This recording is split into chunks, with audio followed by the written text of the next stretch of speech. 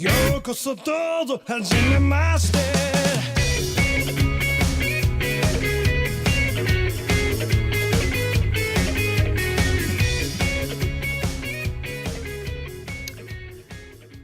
Hello, everyone. Welcome to the GLORIO chat. Do we have some scalding hot anime takes to get off today. We are just minutes off finishing most of the shows from the summer 2018 season. Due to some various scheduling issues, we have to record this pretty much right away. So, we just wrapped up several episodes minutes ago, and we're going to talk about them. So, yeah, we've got, we're gonna talk about the shows that just wrapped up and pretty much everything else we've been watching for the summer 2018 season. And to do that, I am joined by this week G. Yo. We have Marlin. Where's the sun? I haven't seen the sun for like 3 weeks here. Yes, Marlin and I are on the East Coast, which has been basically rainy and miserable ever since the big hurricane thing hit. We didn't get affected by the hurricane directly, but it's been pretty miserable for the past 2 weeks. Oh yeah. And joined at a slightly more reasonable hour this time, we have Zigg. Hello. Thank you, Zigg. Hopefully no one will yell at you for yelling loudly about anime late into the night this time. But Oh, don't worry. They yell loudly at me when I'm yelling about anime at any time. Okay, well, not much we can do about that, I guess. And, Yeah. no, unfortunately, no Euro again this week. That dude's slacking off, I guess. But He's on a boat. he's on a boat. So we miss Iroh, but the show goes on. So, all right. So, like I said, we're going to talk about the summer 2018 shows that have just wrapped up, and I feel like Marlon and I were just looking at the list. I feel like a lot of stuff ended up getting cut. Not a lot of things survived till the end. So it's been a pretty variable season, let's say. Quality has been all over the shop. Yeah. I'll say that I watched more shows this season than I honestly expected to, but I'm not sure how happy I am with all of them. So yeah, what does that say about the season? I think. Yeah. Yeah, I dropped 3 shows.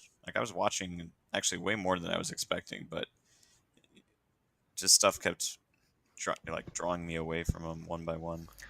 Yeah. I feel like there were a lot of good solid shows to watch, but almost all of them have some kind of asterisk or caveat to them where that's kind of holding them back from being really great.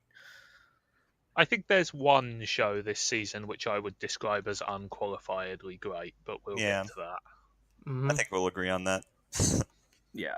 So, all right, let's dive into it then, and we're gonna start with we're gonna touch base with Banana Fish. So I guess this is gonna be all me, but maybe the show with the biggest asterisk of all. Oh yeah. Yeah. There's some very large asterisks attached to this one. But first let me just say it is continuing into next season. So and I am actually an episode or 2 behind, but they did have their big kind of mid-season climax already. And the question of this show has always been since day one, is all the kind of graphic violence and references to sexual abuse and all the really bad things in the show worth it? And I would still say no overall, but they did have kind of their big payoff moment in episode 10 where the good guys are put in their lowest moment. Our hero Ash has been kidnapped along with his friends. Spoilers, they murder his best friend and right-hand man, who's the best character in the show. They steal his boyfriend, and they're going to sell him as a sex slave. And dude has just had enough, and he goes full action hero commando style on the enemy base. I'm talking ripped shirt with bullets strapped across his chest, giant assault rifle, hand grenades. That's kind of good. And Could you just superimpose in that scene from Commando where Schwarzenegger kills like 1 billion dudes? Right. I mean, guess that's kind of what I'm imagining here, right? Is yes, that's pretty much what happens. I guess this is 80s America, huh? Yeah, he storms the base. He gets his boyfriend. They even have like the moment where his boyfriend's like, "Oh, give me a gun so I can help him." He's like, "No, I don't want you to get your hands dirty." You know, it's it's so that, like, isn't it?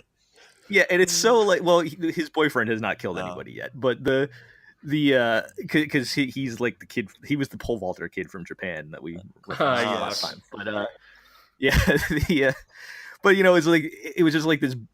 It's very basic sort of, you know, emotional math where you make the bad guys as like despicable and disgusting as possible, and then you give them what they deserve.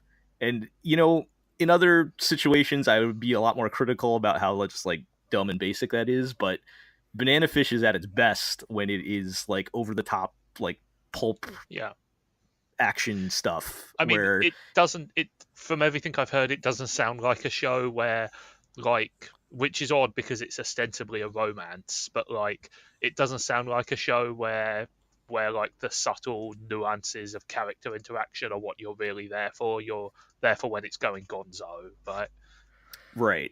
Yeah, that's it. Just to air my thoughts real quick, it sounds like, I don't know. It sounds like Banana Fish, when it is the thing we all thought it would be at the start, is kind of when it's at its best, and maybe when it's trying to tackle some of its more suspect areas is perhaps where it falls flat. Because you talk about the sequence where this dude is like going fucking Schwarzenegger commando on these fools like an 80s action movie, and I'm thinking like, oh man, is there like is there a lock and load montage, right, where he's like putting on the vest and like there was definitely lacing up his boots. Yes, because he breaks into like the enemy arsenal once he gets out. Oh man! And he has that whole segment where he's, you know, locking and loading and strapping on the bullets and everything. It's all there. And see, all of that shit sounds fucking fantastic, man. Like, so I guess I don't know.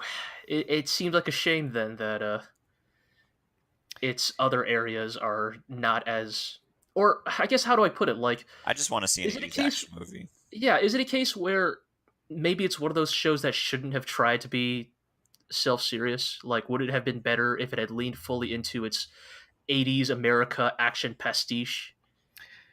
Yeah, I think the problem isn't even so much that it does get serious, because some of the like the actual like there's a lot of like crime drama stuff going on too, with like, you know, different crime families at odds with each other, and they introduced this other interesting character who's kind of like much more morally gray, sort of playing both sides type of character, which has made things kind of interesting. But I think they just went too far with some of the other elements that we talked about last time, where we didn't really need the graphic detail about Ash's past being involved with child pornography and all that. Like, that didn't really add anything to the story that, you know, you could have either not been as explicit about it, or, you know, not even, or found some other way to make us care. Like, they didn't have to go that far. They just went too far with some of that stuff, and that it makes it hard to. I mean, you can't just ignore that, right? I mean, that's like, it makes it hard to just give this a clean recommendation then, and I think maybe that's probably my main problem with it. And you know, you are right. The more serious stuff is kind of the weaker elements, where I'd much rather just have, you know, Ash Lynx and his giant gun, you know, fighting to protect his boyfriend, and, you know. But I feel like the question with these things always is like, you know, would the stupid stuff be as fun if it weren't contrasted with the at least attempts at being serious? You know, like, do we like it because the like ridiculous stuff is genuinely great, or is it just it's way more fun than the stuff it's set against? You know, like, I haven't seen the show. This isn't a judgment either way, but, you know, I'm just kind of playing devil's advocate on that side of it. Yeah, no, if we hadn't had the build up, like I said, where we made the villains as, you know, as disgusting and despicable as possible, then you know, that wouldn't have been as nearly as satisfying a payoff when Ash just destroys their base. But I guess my point was, in establishing the bad guys, pretty much the only tool they had to establish is that these people rape children. Right. That's like And- that was like their only that was the only tool in their and toolbox. that's sort I of feel like we dog. could have. It's like, it's- I can't believe I'm saying this, but I feel like in anime especially, like, you know, I'm kind of getting numbed to like X is a creepy raper as a bad character trait. You know, it's just such an omnipresent shortcut to make someone seem like the Right. all evilest right, of it's evil so people. like ridiculously over the top, right? I mean, it is. Like- Let's be honest. It is the villain equivalent of rape as a backstory, right? Like, it is Yeah. the cheap way to be like, oh, this guy is really bad because this is what he does. And to go into that a little bit more, I almost feel like you don't. I feel like this show could. I mean, I think the show could have just taken. Or again, I only watched like 2 episodes, but the way you talk about it, Jill, I almost wonder if this show could have been better if it had fully leaned even further into its 80s action, you know, America pastiche. And, you know, like you look at, you know, like Hans Gruber or Bennett or, you know, like any of these, like, you know, famous villains from like 80s action movies or I guess 90s. And it's like they're bad people, but, you know, you don't fucking see them raping kids on screen, you know, like you don't need to see Right. that to know they're bad people. Right. Exactly. I mean, part of the appeal of someone like, say, Hans Gruber is that, you know, the evil is hidden beneath a veneer of, like, not respectability, but charm, smugness. Sure, You know, sure, but that's what I mean. Is it's still unbelievably satisfying though when Bruce Willis finally gets up there, and you know fucking gets that dude. Right. But like you don't So, need him to be like engaging in these like you know absolutely you know abominable behavior on screen anyways to communicate that. Yeah, and it's tricky because, like, part of, I feel like, not to get too much into like demographics here, but part of the appeal of anime to Western audiences has always been that it's willing to like say the things that Western cartoons generally don't say and do the things they don't do, you know. But at some point, that shock value isn't worth the damage it does to the story in terms of being able to take it seriously. And I do think that anime in general is very bad at showing and not telling. And, you know, obviously you cannot show a child rape on any sort of media, but, you know, you can imply evil much more effectively than just saying, oh, these guys are real bad because they did X, Y, and Z. Right. Mm-hmm. I mean, in this case, these dudes are already bad without the child pornography and rape. Like they're making this super drug that makes people murder each other. They've like I said, they murdered his best friend guy in this elaborate. I'm not even getting into the details. This very elaborate, most emotionally traumatizing way possible. Man, I'm just sorry. I forgot they're these villains are making super drugs, which is also Yes. very 80s action movie. Right. Yeah, so they're making us. Banana fish is basically a super mind control drug that makes people kill each other. Some real Yeah, MK So like Ultra shit. they're already bad dudes, and you already want to see them get taken down. I don't think they had to take it to the extremes that they went, but Right. so you know, I don't know. I'm debating whether I'm going to continue watching because I feel like I've kind of already gotten a somewhat of enough of a payoff, and I don't know if I need to see more. It looks like the direction that they've been headed is like now that Ash is on his feet, he's reassembling his gang, and now he's taking the fight to the bad guys for the second half, and that's kind of sounds fun. But I don't know, we'll see.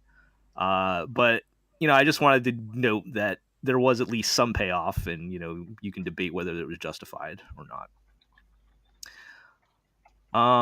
Okay. Let's keep moving on then. We're going to touch base again with Sirius the Jaeger. Gee, is this continuing or is this wrapping up?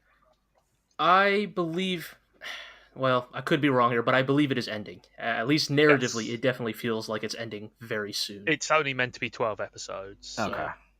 So it'll only be And, like another 9 months before we get it on Netflix. Yes. So But, how is that? How is it? How's it? Is it done now, or is there still episodes left? No. Well, not only is there like I think 1 or 2 episodes left, but the state of the fan subs are a little Questionable. questionable, yeah, to say the least.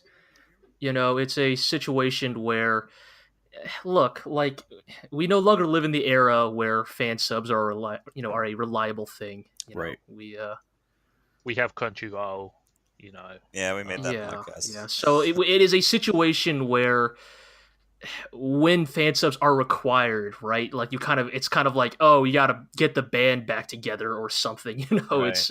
Right. It's and it's never quite as consistent as you'd like it to be. But in lieu of no other options, we'll take what we can get. But So as for the yeah, go ahead. I was just going to say what you're probably about to say, but how's the show? Oh yeah, the show itself is a lot of fun. Yeah, in it's fact, really good.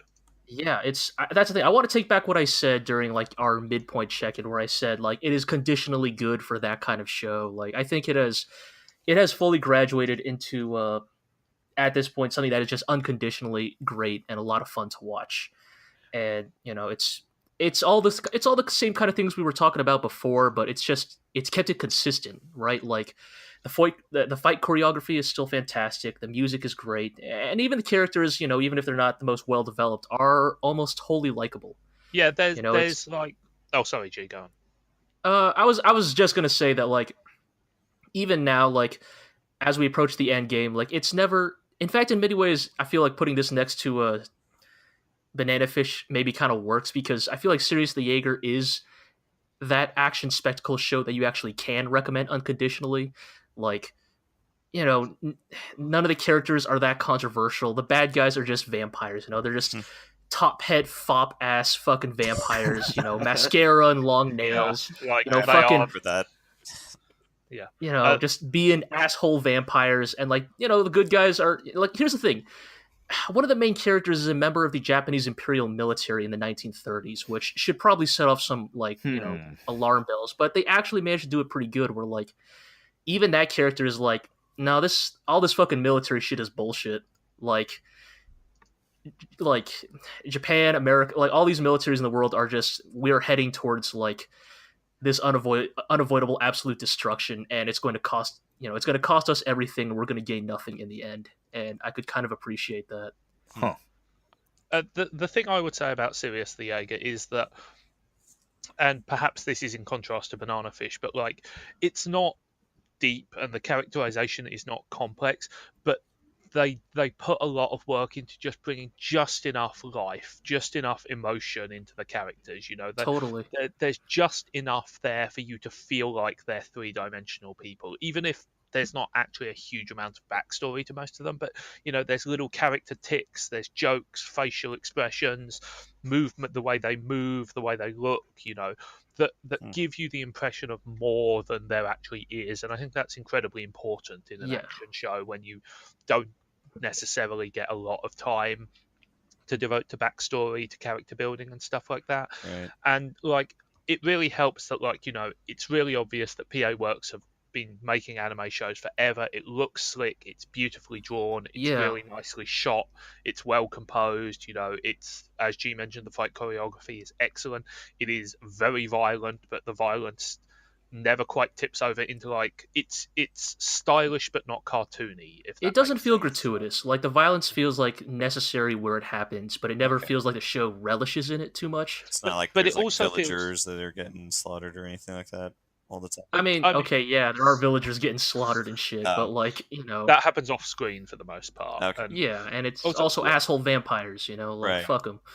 Yeah, like, and the thing is, like, the action is crazy enough to be over the top, but not crazy enough so that it's laughable, if that makes sense. Like, this doesn't suddenly become a comedy in the way that something like Hellsing occasionally could. Well, to your point, Zig, I think that's a lot of it is because it's directed by the same guy who directed Sword of the Stranger. And the fight scenes in Sirius the Jaeger very much speak to, I think, somebody who is very familiar with, like, live action, East Asian martial arts films, because the way the action happens is very anime, right? There are flips and spins, but like there's also this way that the camera holds on the action in a way that I think a lot of anime does not. Like a lot of anime kind of, because it's quite, time consuming, will often rely on a lot of cuts to imply motion from like one piece of the action to the next. But the way Sirius the Jaeger does it, like it holds on it just long enough to kind of show you the full transition in the kind of the way the best martial arts movies do.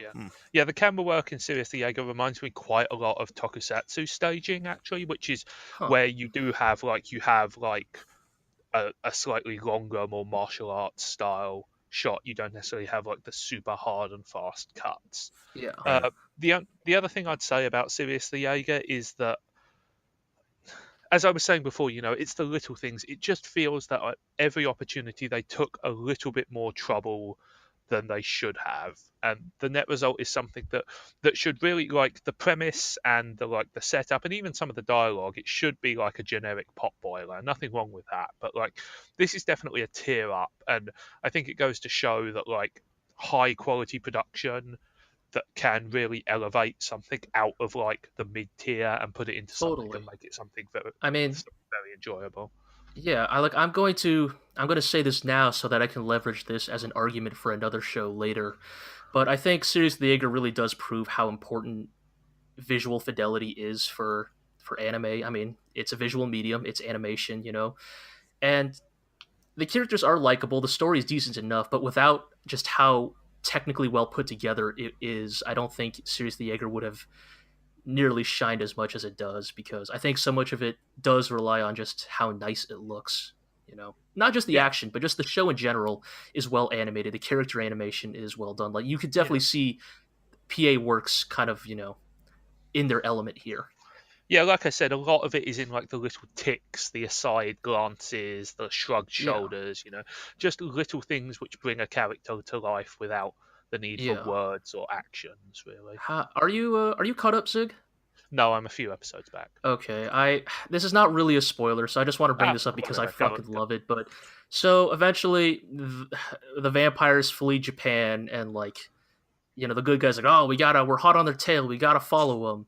Yeah, and so they find out they're in kind of on the Russian border, post Russo-Japanese War. Yes. And so the good guys follow him there, and they get a message like, "Oh, you're gonna meet up with some other vampire hunters from the American branch." Oh, and fucking the American branch vampire hunter shows up, and he is literally just this fucking howdy partner cowboy motherfucker. Excellent. And it is so good. Like, of course, the American branch of vampire hunters is just a fucking cowboy. Remind me, did anybody else here watch Babuki Buranki? I watched the first season. To the point where they showed the Americans, Yes, I did see the Americans. The American showing up in that is also a tremendous moment. I love Japan's take cowboy vampire hunters. It's pretty good. It's pretty good. Yeah. Are any of you familiar with the Akiba Ranger episode where the Power Rangers show up? Oh no, I think I've seen clips or gifs of that, but it's that might be the peak America taking the mick out of Japan taking the mick out of shitty Americans moment. I'll have to try and find the clips or something, but yes, I am pleased to see that they are playing into that cliche. Yeah. It's always a fun one. Yeah. I might have to go back to it if I have time later on. It's a lot of fun. I definitely recommend it.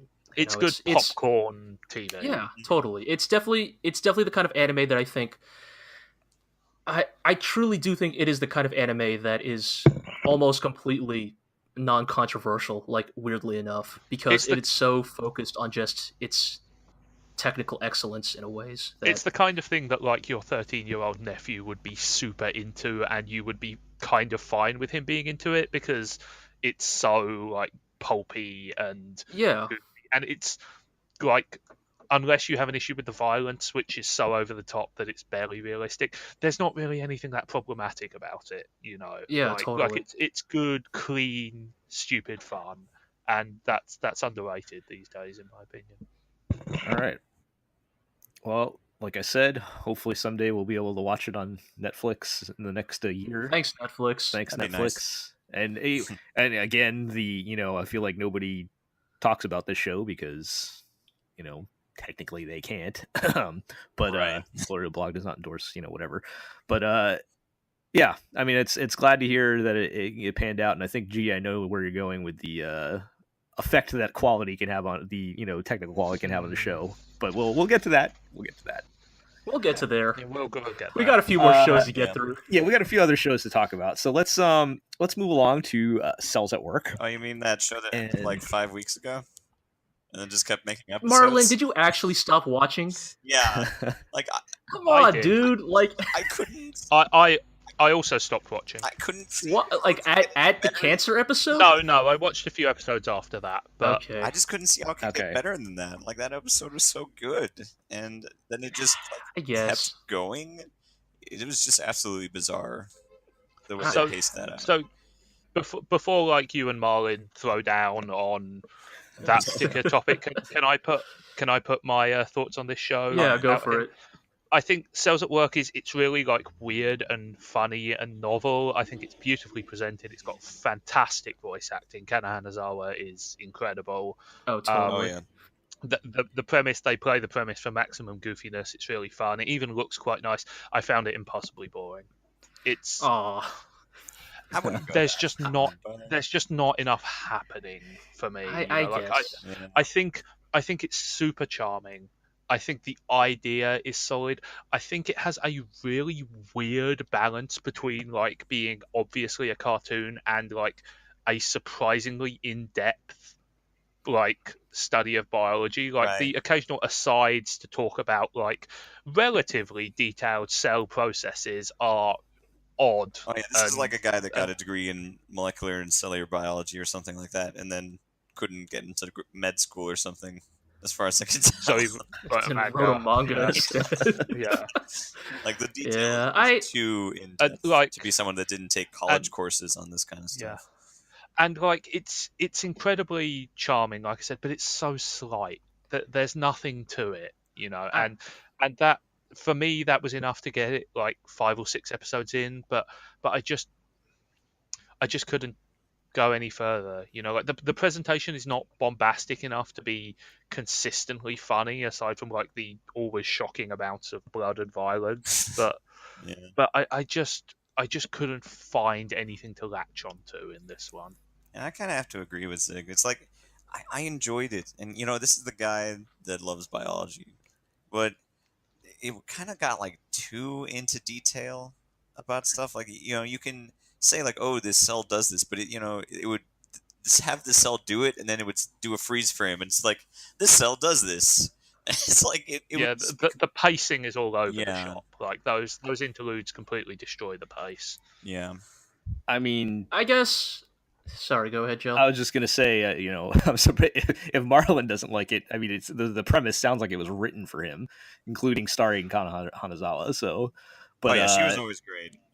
She's say great. that but I again. know G, you stuck with it though, right? You've Yeah, I still really like it. I got to be honest. Like, I totally understand where you guys are coming from, but I guess I don't know, for some weird reason those problems don't really bother me. Like, I kind of enjoy the edutainment angle of it. It's in many ways I feel like this stems from my own like specific brand of bullshit where I love anything that kind of like gets into the nitty-gritty of whatever its craft is, whether it's gunpla or firearms or cells or Yeah. how anime is made, animation studios or whatever. Like I really enjoy learning about the weird, like highly specific minutiae of it, and I think Cells at Work does that, but also does it in a charming and like decent enough presentation that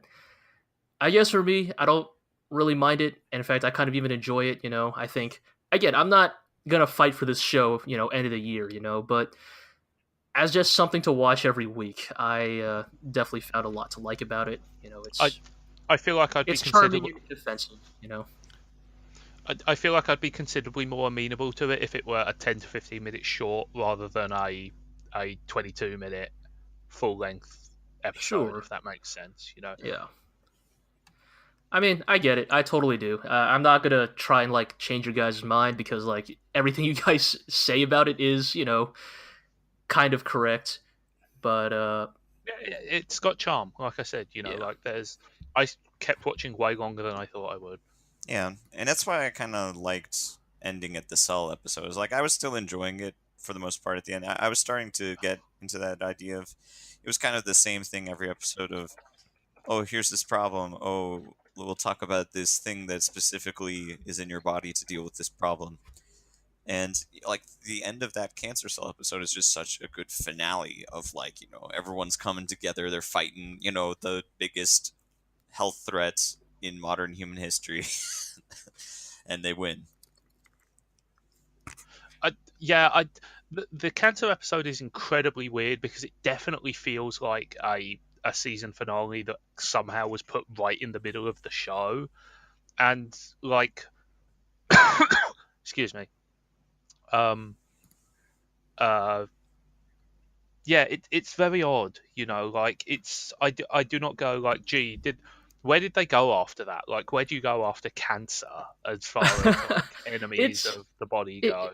In many ways, it kind of, it was business as usual for a bit, kind of just more episodes about, well, here's this weird function of the body, here's this weird virus or bacteria. Right. But I will say they just set up their 2-part finale this week.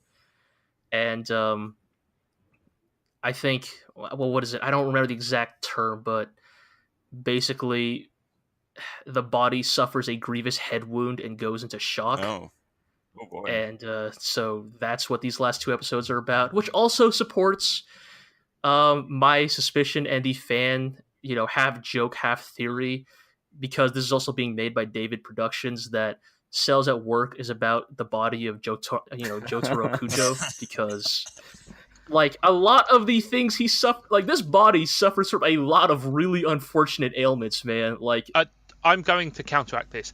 When at any stage of JoJo is Jotaro hurt in any way? Dude bleeds a lot. I don't know if he's necessarily hurt, but Yeah, again, like, dude is stabbed with a billion knives in the finale, but it doesn't slow him down for a single second. I'm not going to say that counts as hurting. I'm just saying that the body in Cells at Work just suffered a grievous head wound, and on the list of people I know in anime who suffered grievous head wounds, Jotaro Kujo is probably on that list somewhere. When did he suffer a grievous head wound? I don't know, probably somewhere in part 3. The whole point about Jotaro is that he's completely invincible. I didn't say that. Look, I said he suffered the wound. Right. I didn't say he died from it. No, but I'm saying he doesn't even suffer a wound. No, he gets cut up. He just Jotaro gets fucked up pretty bad. Yeah. Look, I'm just saying that what added to the theory was that also because earlier, I think a little while back, Jotaro specifically gets like, or not Jotaro, sorry, the body in Cells at Work specifically gets like a bacteria that is like apparently only found in like desert nations, and who was traveling a lot in deserts? Jotaro. So what you're saying is that we could expect an episode of Cells at Work where the body is reduced to like how it was when it was 10 years old or something like that? Because remember, that totally happens in Stardust Crusaders. I mean, you never know. Did that happen to Jotaro? Yeah, because like the whole episode is about Polnareff, and then at the end, the guy runs into Jotaro and turns him into like a kid, and then Jotaro owns him anyway off screen. Right. Yes. All right.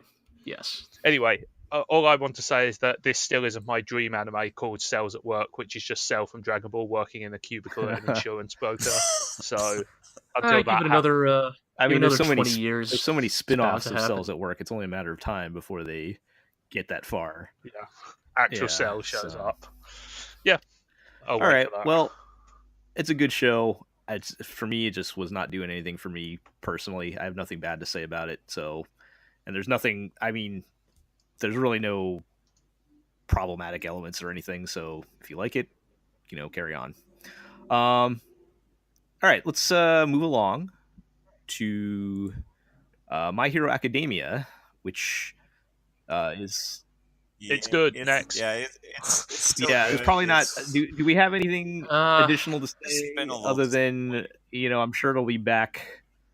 I'm sure it'll be back soon enough before we know it. But the only thing I wish to say is that everybody is like really hyped about that Deku versus Bakugo episode that just aired, and I'm sorry, I just don't get anything. Like, I just can't enjoy anything involving Bakugo. I think he's the worst. Yeah. I mean, Um, yeah, I would totally agree there. Like the fight itself looks fantastic. Oh you yeah, know, we yeah. spent all the fucking budget on top tier bones, at work there. But yeah, the fight itself, like as the finale of this season, I frankly I feel My Hero Academia is in the position where I'm not trying to say not trying to defend it, but I would say it is in the position where maybe it has earned enough goodwill to get away with such a weak season finale like this But it's because every season it finale.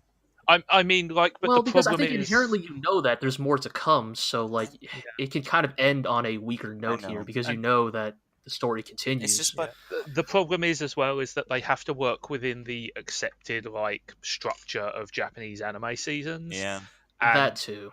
the fact that they are serializing a ongoing story. I mean, put it this way: I would much rather that they had weak endings than tried to like lengthen or compress the arcs so that the climaxes occurred at the end of the season. yeah. I just You wish know, that they like like ended the season with the United States of Smash, because like that would be just such a good. But how do you do that? Like United States of Smash happened 10 episodes ago. Well, You're not going it to was stretch you're not going to stretch the All for One arc into 24 episodes. Like that's Well, no, what that's what I'm saying is like this shouldn't have been 24 episodes. Like it's how I'm thinking about it. You know, the first season. but that's how you order a season of anime, especially a I shonen. know. Like I, just for me, it seems like this show always ends on its worst foot. Like there's always the best season finale in the middle of the show, and then oh totally. it goes Yeah, into it's some weaker season finale to end the actual season. Like they, yeah. I Again, mean, it's it's the sorry, go same ahead, with Zig. I was going to the say, sports festival. Oh, yeah. at least they haven't resorted to like anime original filler. I know. Yeah. Although I maybe they should in that case, you know, if I you want I better. I don't Better know, to be fun. honest, because there was that filler episode a few weeks ago that was honestly really bad. So Which one was that again? like it was the like bank robbery episode. Oh yeah, that was super terrible. But that was a Like movie time. like that was done to like sort of promote the movie, and it was like you could tell immediately that Horikoshi had nothing to do with the writing of this episode, and like it was so disjointed. We kind of talked about Oh, this a yeah. few weeks ago. It was like so disjointed and poorly written, and like just like it seemed like it was building up to like a fun, weird like subversion of expectations, but then it just played it straight, Mhm. which made it even more baffling. And I don't know. Frankly, I'm glad that My Hero Academia. I'm kind of glad that this is how we're doing shonen adaptations now. Like that we're in a place where even Weekly Shonen Jump feels comfortable enough to give My Hero Academia the space it needs to, build up a buffer of more story, Right. not force more seasons where it's not needed. Because I think you're right. You're right that again, maybe Horikoshi is probably beginning to internalize that into how he paces the manga now, but like it does have this weird tendency to like always end on a weaker arc and like have start off on a much stronger foot. Right. But I mean, the thing I would say about My Hero Academia though is that at this point, the story of that, like the meta story of that show, is not that this arc or this particular episode was really good, but that we're like 80 odd episodes in now or whatever, and the show is still consistently good. Yeah. Like I feel like the important thing is less that like individual episodes are outstanding, although clearly they still are, but that the average level of quality has remained high. Yeah. And that's so difficult to do in long running shonen adaptations. totally. And I think that's by the same token why we don't have a great deal to say about it, because like the characters continue to be great, they continue to be very well developed and well written. The stories continue to be good, like if it were up to me, I would probably prefer like a little bit more forward motion on the actual like character development stuff. But again, this is like, a hundreds and hundreds of chapters manga, not a 26 episode anime show. Right.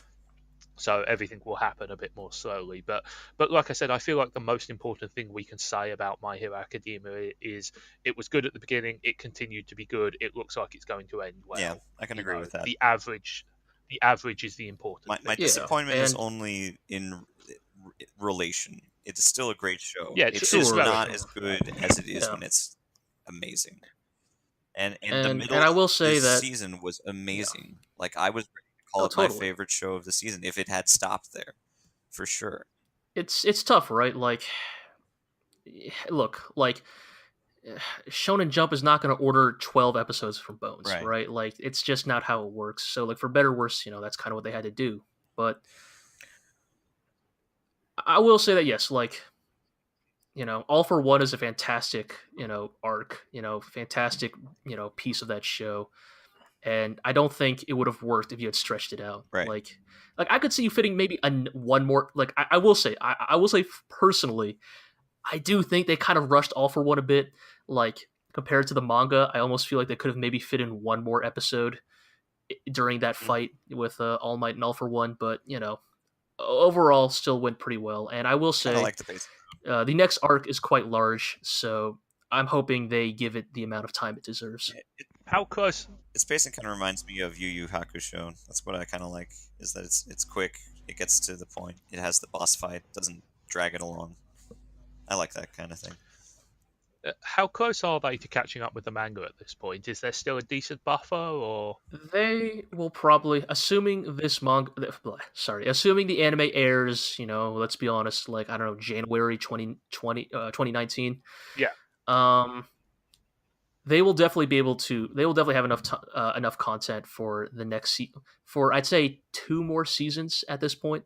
by season do you mean 13 episodes or 24 episodes? I'd say 2 more 24 episode seasons. Okay, yeah, so that's a decent buffer. Now, it's a weird thing because I'd say it variably depends on A, like how fast the manga is moving at any given time, and B, how the anime decides to adapt that, basically. Because My Hero Academia, again, I think we've all talked about, is kind of like absurdly fast paced for a shonen manga. Like there are filler arcs in My Hero Academia are like 5 chapters. They're not these multi-volume things. You also can't just So- make a mathematical formula where you say X amount of chapters is going to equal X amount of episodes. Depending on how you adapt it, it's always going to be a little different. Totally. So, all right. Well, But I think they'll be fine. I'm sure they'll be back, like you said, if not by January, then like April or something. So, we'll be talking about My Hero Academia again. I'll probably be watching the dub again at that point, which I enjoy. Yes. Okay, so let's move along to a show that I feel like the stock has been rising on since day one. Oh boy. Oh, to the point where you guys have been really hyped for the ending of Lupin III Part 5. It was really good. It's the best show of the season. Yep. I think we can say that So, quite definitively. what has been the sort of trajectory to the point where you're now naming it best show of the season at this point? And it is finished, right? Yes. Yeah, it's finished. It finished last week. Okay. Can I take this one first? Yeah, go for it, dude. I feel like what has lifted Lupin III so high is that it's simultaneously been able to do 2 very good things at once. One is it's been an excellent, like, traditional Lupin style wacky hijinks, exciting heists thing. You've got like evil villains, you've got like femme fatales, you've got great jazzy soundtrack, you've got all the things that you would want from a Lupin show distilled into like the ultimate version. So like you cut a lot of the craft, and like it's even done the thing where it occasionally flashes back to like older eras of Lupin. So you get like goofy pink jacket Lupin, you get like globe trotting red jacket Lupin, you get like detective green jacket Lupin and all that stuff. But like the actual core storyline of this one has been so good and like so effective at like letting those classic characters play out their roles that it's just been really good fun. And the other thing is that the show has kind of gradually evolved into an incredibly interesting meta commentary on like Lupin as a whole, as like the character, that like the role he plays in his stories, and just like the way like the modern world has moved on from Lupin. And the net result is it's a show starring Lupin about Lupin that nevertheless has like some interesting messages about like society and like storytelling as a whole. And you'd never like we've been joking all along that this show is actually woke Lupin, Yeah. but it does have like some surprisingly good social commentary, like not like super deep stuff, but like much more than you would And it's expect, very and smart. expressed in like a fun, interesting way. You know, the performances are great, the animation is fantastic, the music is incredible. It's just a hit on every single level. Yeah, I would basically agree with all of that, Zig. It's just Lupin somehow manages to do social commentary in a way that feels weirdly relatable and relevant in a way I did not expect fucking Lupin III to ever pull Right. off. And Like there's straight up a story arc about how like there's an uprising in a third world country that's being secretly sponsored by the CIA. Yeah. Like yeah, that's the level they're going to. I You mean, know, yeah, and to speak to that meta aspect, I really do kind of love what Lupin the Third Part 5 has done. And I think the reason why, to answer your question, Jill, why the stock on Lupin has been rising is because at the beginning, in how do I put it? In many ways, Lupin the Third hasn't actually changed that much from the start of this TV series. I mean, but the difference is at the beginning of Lupin the Third Part 5, you're like, oh man, it's Lupin versus the internet, Lupin versus Bitcoin. Like it's Right. kind of this really fun, wacky, modern take on it. And you're like, man, I can't wait to see how they pull this off. And it turns out the way they pull it off is they keep hammering that theme in different ways, in different angles, and they compound on top of each other. Like even if, you know, some of those standalone arcs are better or worse than others, what they do is that they compound and build on top of each other in the way that makes them all relevant to the finale. Like I think the thing we were all saying at the start is, oh, I think they learned their lesson from the prior anime TV series, and they're going to focus on these standalone stories because, frankly, Lupin is the kind of character that is interesting for roughly 4 to 5 episodes before you need to do something new with him. But all those new things they've been doing with him in this TV show build into this really interesting climax, and it's and even those one-off episodes actually, because so much, as Zig was saying, so much of Lupin the Third Part 5 is about Lupin the legacy, Lupin the Yeah. icon, Yeah. Lupin the Who is symbol. Lupin? in some ways, yeah, it's a story about the story of Lupin. You know, Yeah, and like so I'm yeah, a huge sucker for stories about stories. totally. So, like, But right, those one-off episodes, like at first you're like, oh, these one-off episodes are good breaks, right? Like I need a break before we get back into like Blue Jacket Lupin. But then you realize that actually what these stories have been doing is kind of effectively implanting into you the memory of what old Lupin Right. was It's like the legend of and it Lupin, helps. basically. Right, it helps build the legend, yes, the kind of the legacy of Lupin, and it all comes to a head in the finale. like honestly, like this show is such like a fine definitive statement on like the idea of Lupin as like the folk hero that like, and it won't be this, but if this were the last Lupin thing ever, it would be a fitting point Oh yeah. to Oh, leave totally. off on. I don't know where you Because, go. I mean, in it some ways, it is- feels like it was. Sorry, go ahead. well, I was just going to say, like, the entire show is about examining the myth of Lupin and like what he's done to reach this point, and like why is Lupin important in 2018? You know, Yeah, and like the battle essentially in every one of these arcs in a different way is, you know, what can Lupin bring to the table against X modern innovation, against Y modern innovation? right. You know, and of course the answer to that, the ultimate answer is, of course, you know, Lupin can be whatever he needs to be.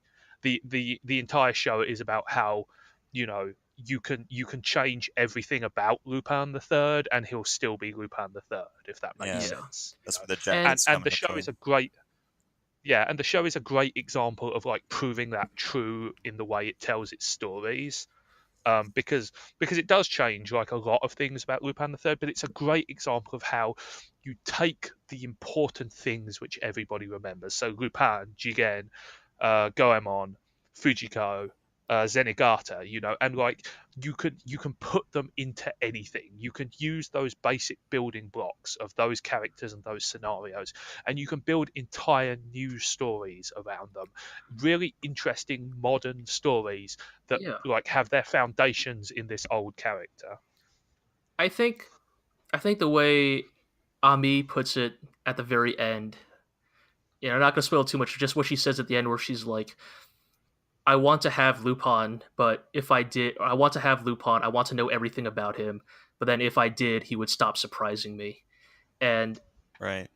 That is such a oh man, just the way the show is just this fantastic meta commentary on the whole franchise as what it means. I think it's and really like interesting. to speak to. Yeah, Sorry, like go ahead. how her dad says like that's how you know what a hero is. Like the idea that a myth or like a hero is born out of this idea that there are things you don't know about him. I mean, and Yeah. there is explicitly a twist in that last episode, which suggests that the idea of Lupin III is much more important than the actual reality of Lupin. You guys know the one I mean. Oh yeah. But like it is almost an explicit commentary on the idea that like it doesn't matter what happens, in the background. What's important is like the legend of Lupin III. Yeah. And like the show reinforces that through its storytelling. Right. And I don't want to just turn this into the Lupin cast, but I just do want to briefly bring up, because you mentioned them, Zigg. Like, I actually, Lupin, great character, but I actually really love what they did with Jigen and Goemon in this TV really series. Expanded Like, on them instead of them just being kind of from the meta partners. standpoint, like Jigen's VA is kind of the last living of the original Lupin III voice cast, and he has this conversation with Lupin in the penultimate episode that, like, to speak to what you said before, Zigg, I think that is what convinced me that even though this is definitely not going to be the last Lupin thing, this show is definitely aiming to, in some ways, be the definitive, bookend for Lupin, should it ever come to that. And especially kind of in what Jigen says to Lupin, after that fucking crazy ass, police shootout. Yeah, I was gonna say, you talk about how they reinvented Jigen, and they mostly reinvented him by having him kill like a billion dudes. Dude, fucking Jigen and Goemon are fucking killers in this show. Like, holy crap.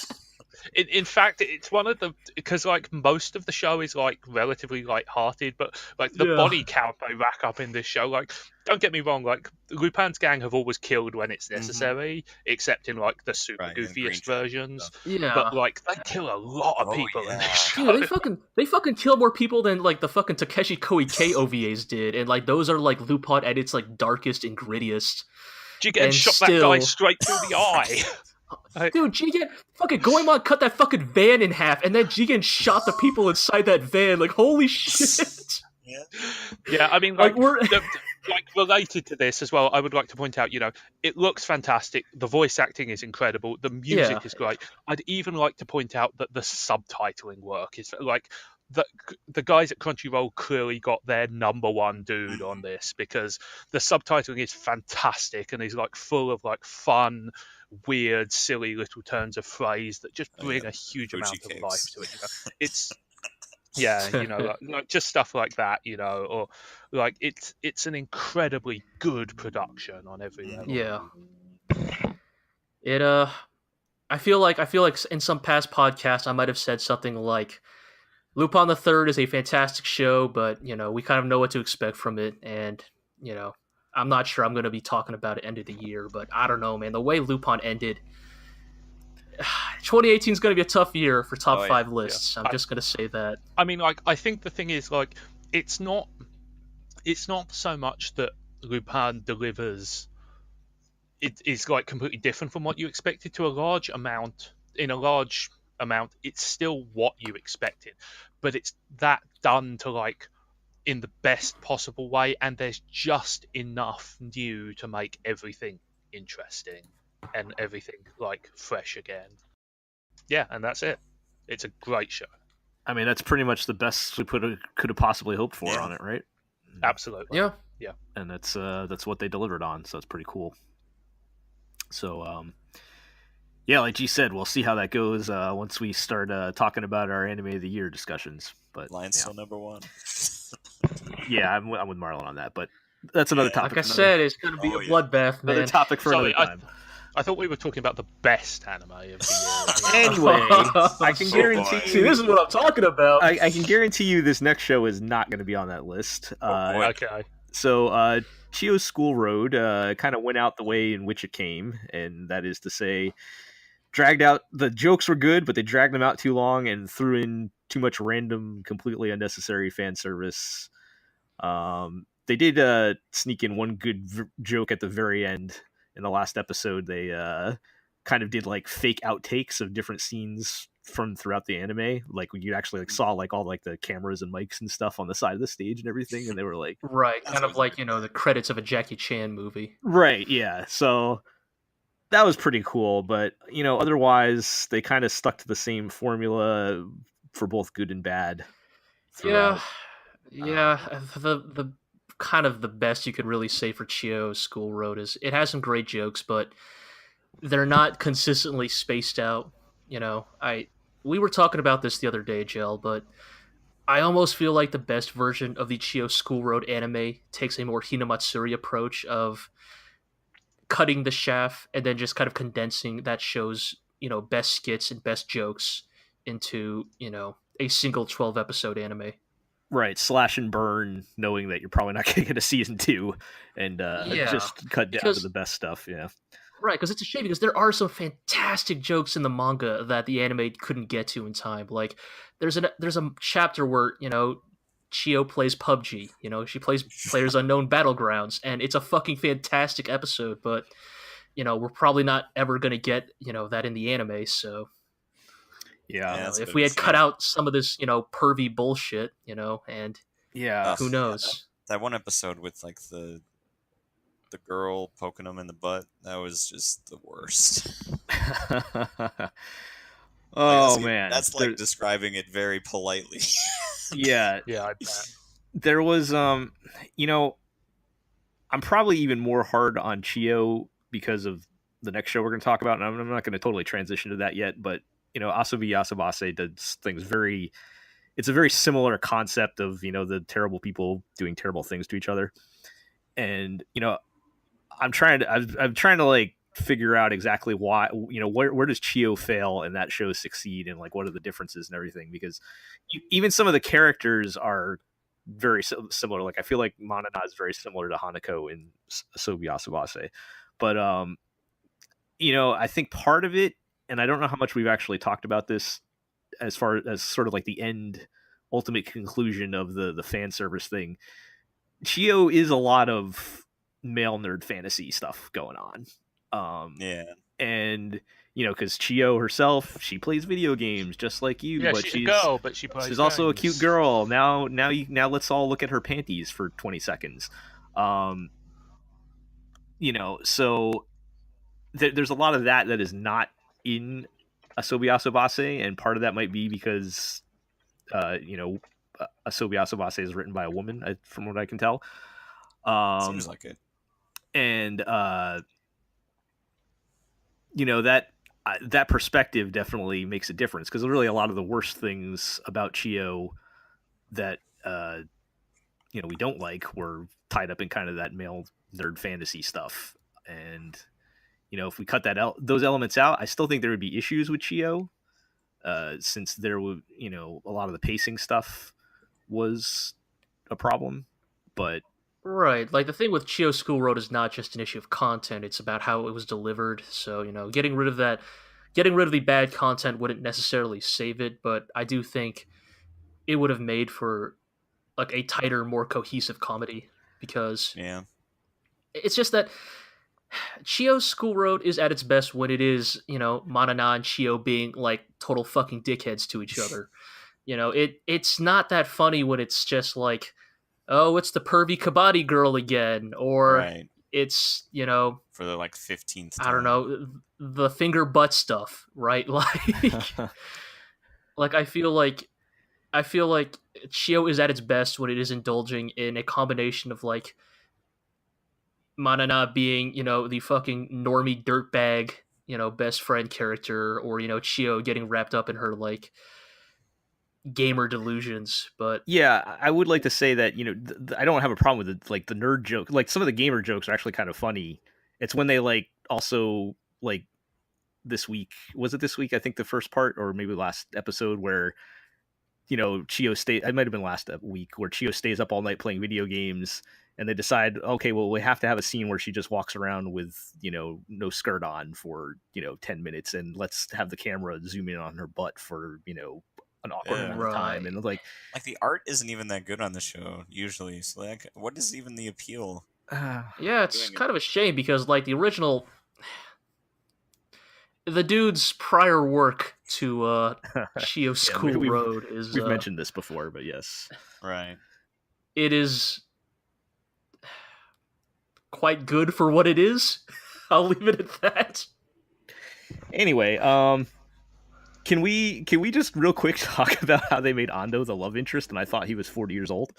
I mean, I still think it's kind of weird, even if he's in his mid-20s. I think he's supposed to be like 20, and she's like 16 or something, which is yeah. I mean,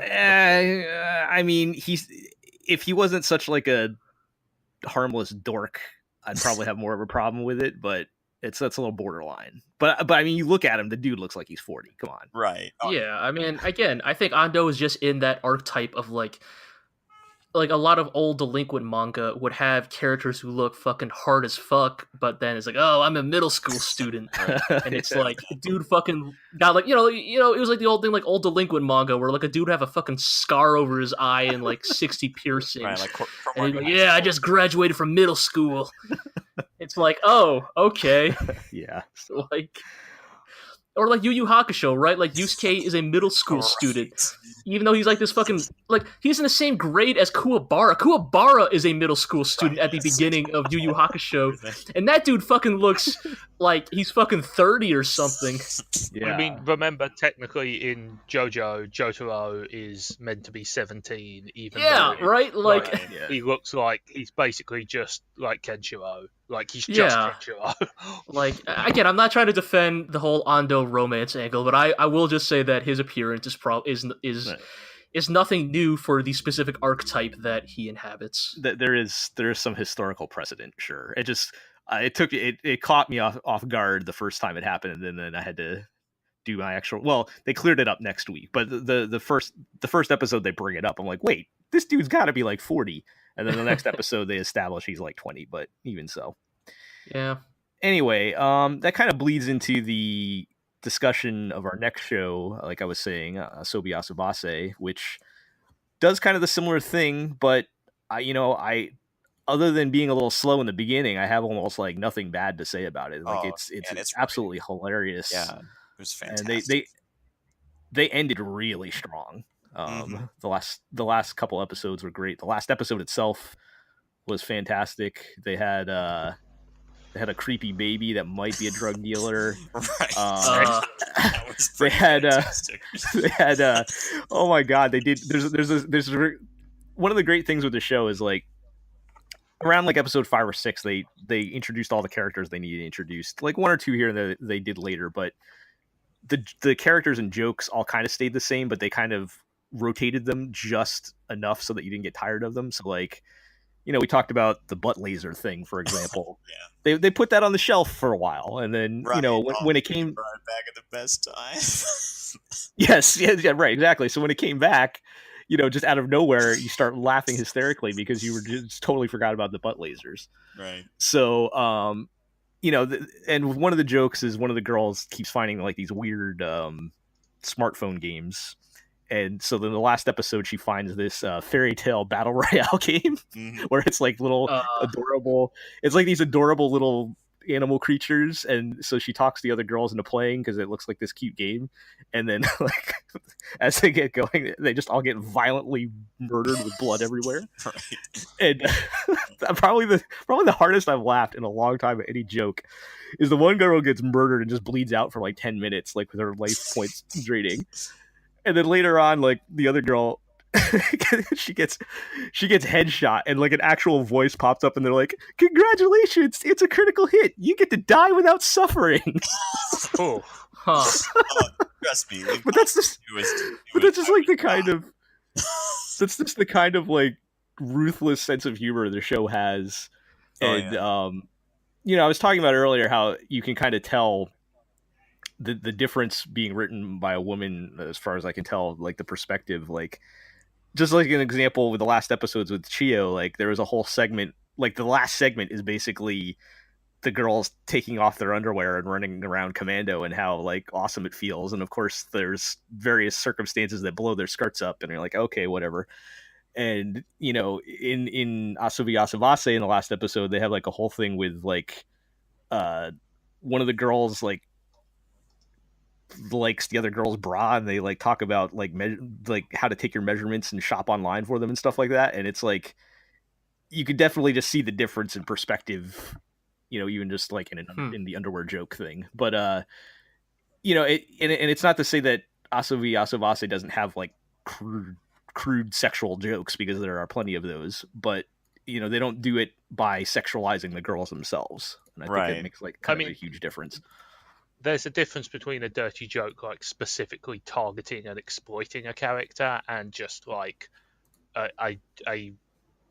it's possible to make a dirty joke without like specifically targeting a character, you know. That sounds like that's the difference here. Or like also just the show has the best terrible characters I think I've ever seen. You know, like we talk about, you know, terrible shows about terrible people being terrible to each other, and this one, I just think this is the best one I've ever seen.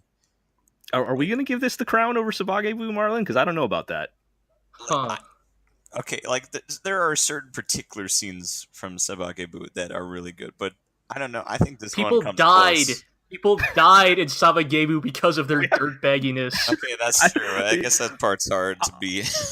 People come close. Yeah, I'll say nothing happens that tops the helicopter scene in Sabagebu, but as on an individual basis. To a zombie, a robot becomes sentient and tries. Like you've seen the screens of the sentient robot that's like learned a bunch of American swear words. Is just like cussing out the teacher. Yeah, it's. I don't know if I'm ready to hand over the crown from Sabagebu, but it's definitely a legitimate conversation to be had on it. So once they introduced all those like crazy, more fantasy type elements, I guess, where we could have butt lasers and robots and weird mobile games and stuff like that, then it definitely kind of, you know, came into its own and ended on a great joke too. Oh yeah. Yeah, it was probably like the perfect way to end a comedy like this, where they're just like they're playing a game and it just keeps going on and on. They're like, how should we end this? And then they just cut to the credits. Cuts to the ending. And like it also is really great. The writing knows how to play a joke just far enough and then to end it. Because like during this scene, it's like the idea is that they're drawing characters, and like the idea is the classic like children saying, "Oh no, my shield breaks your sword. Oh no, my like gun shoots through your shield," that kind of thing. And for one of they bring in the weird butt laser guy, and he just keeps drawing the same really crappy thing on everything. And it's just they do it just enough before it gets old. Right. So pulling the old Trigger style comedic timing, I guess. Yes. Yeah, well, yeah, it's kind of the universal how to make good comedy. You know, draw it to just play the joke just as many times as you can while people are still laughing at it. But yeah. Well, sounds like I should have just tolerated the art style and given it a shot. Yeah. You know, that was a problem for me in the beginning, but once I kind of got used to it and kind of realized how they were using it as like a contrast to how horrible everybody is in the show and all the crude jokes and everything, it kind of works pretty well, actually. Right. But I'd agree. Yeah, having not watched Lupin, it was my favorite show of the season, and you know, I'm the comedy guy, so I mean, this was right up my alley. It was a close decision. But, like they're both really good. Yeah, covering very different areas, I'm sure, but yes, it was a very good show. So, all right, let's move along to, I don't even know where to start with this one. Let's talk about Planet With. Okay. Like literally just wrapped up. Like I think you just finished it like 30 seconds before we started the podcast. Yeah, basically. I don't know if I have anything new to say from a general point of view, because I think a lot of the good things and the bad things pretty much stayed what they were. I mean, Mizukami did his thing, I think, as far as creating the setting and the characters, but just the technical aspects, both in execution and length, really dragged it down. And I think that held true to the end. Planet With is, I don't know, man. Because, I think earlier on, you can listen to prior podcasts, I was a little bit more ambivalent towards Planet With story. Like, even this, like, I was always down on its visuals, but even the story was not instantly winning me over. But I will say that by the time we reached to the ending, fucking Mizukami's done it again. He somehow, like, I don't even know why I ever doubted him, because he did it again. He took the most generic, shitty premise possible and made it into, like, a compelling human drama. He turned it into something fucking beautiful, man. And that's, like, story-wise, Planet With is everything I needed it to be. Like, I think Mizukami, more than anybody else alive right now, truly understands the heart of, like, a good early 2000s Gainax show. Like, I was actually kind of disappointed. Well, okay, fine. Let me finish my spiel first. All right.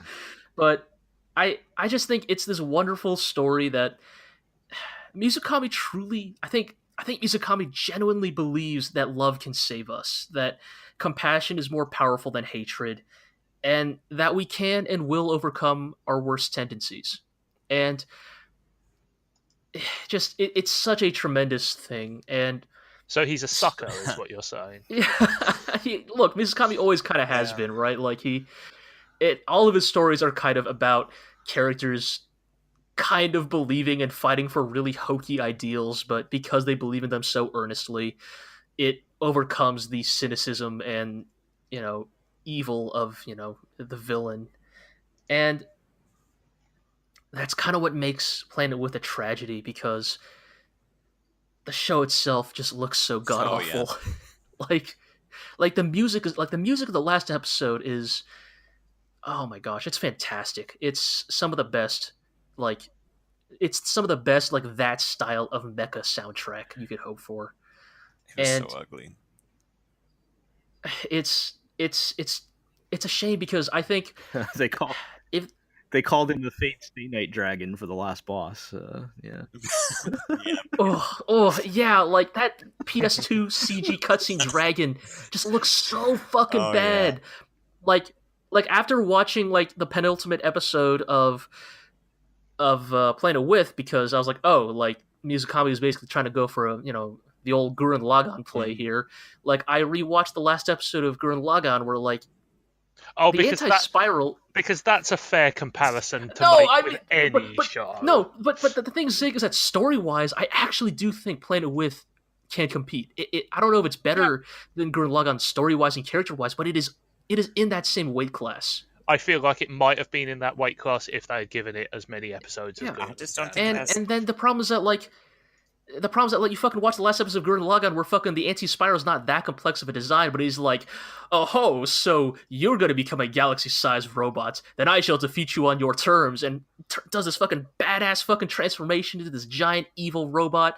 Or when Lord Genome is like, I'm going to quantum dissolve myself and my face is going to be on the end of this drill, like, eat this drill to grow more powerful, Simone. And it's like, and the thing is that, like, Planet With is kind of doing the same things in terms of narrative intent.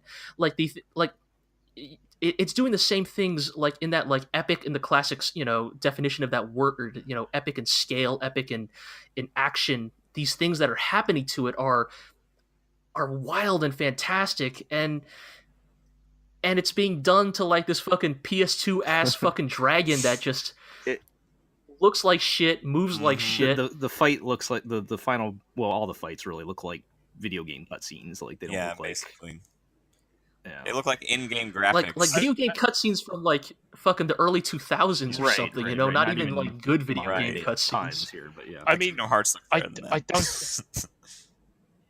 Kingdom Hearts look good, man. Yeah, that new Kingdom Hearts trailer, man. I don't know, man. It's got Baymax in it. Sorry, so go ahead. Look, I don't think you're wrong. Like, it's clearly an incredibly fucking cheap show that was smashed into like 12 episodes, even though it really needed way more than that. I guess I just don't dock it as many points for looking like crap. You know, like I think that some of the fight choreography is fine. I think some of the camera angles are interesting and clever. The CG's awful, but I just don't care about as much about that. You know, I And, think that the fundamental story like is good enough, and I think that what is happening is cool enough that I don't really care about the fact that I can tell it's all done in a computer, you know. And I understand those are important, and yes, it would be a hugely better show if they like were able to actually animate all that shit. I'm just not willing to knock it down as much And as that's you why guys I are, just want to perhaps. say I think the story lacked teeth. I get what you're saying about, oh, it's about how love conquers, but I keep thinking back to Lucifer and the Biscuit Hammer, and how like the stakes were always so high, and like more people died. Like even the I mean, even the one Lucifer. guy's son doesn't technically die because he was, I guess, the dragon the whole time.